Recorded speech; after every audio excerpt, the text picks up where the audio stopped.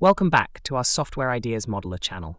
In today's tutorial, we'll be diving into a handy layout tip in Software Ideas Modeler that'll help you organize your diagrams with precision and ease.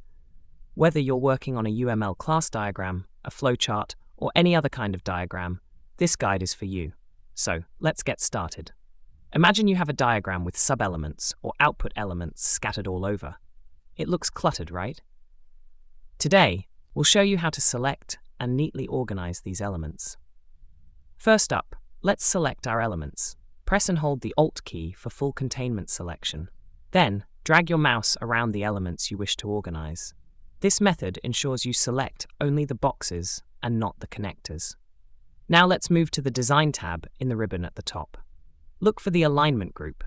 Here, click on the Center Vertically button to align our elements perfectly along the vertical axis. Next, we want to ensure equal spacing between these elements. Still in the Design tab, navigate to the Distribute group and click on Horizontal Same Space. This adjusts the spacing so it's uniform across all selected elements. To align the entire group of elements to an input element, let's first ensure the Snap to Centers feature is active. Head over to the View tab, click on the Auto Guides and Snap Lines drop-down button. As you can see, Snap to Centers is already active, which is the default setting. Now, simply drag the group of selected elements towards the center snap line, which is the purple dashed line. This allows for precise alignment with the rest of your diagram. We can also refine the diagram by adjusting the starts of flows that originate from the decision node and lead to individual process nodes.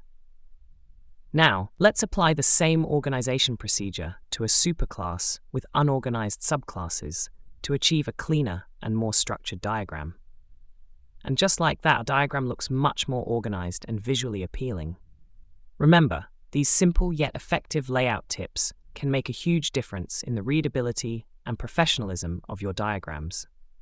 Don't forget to like or subscribe for more tutorials like this. Your support helps us create more content to help you master Software Ideas Modeler.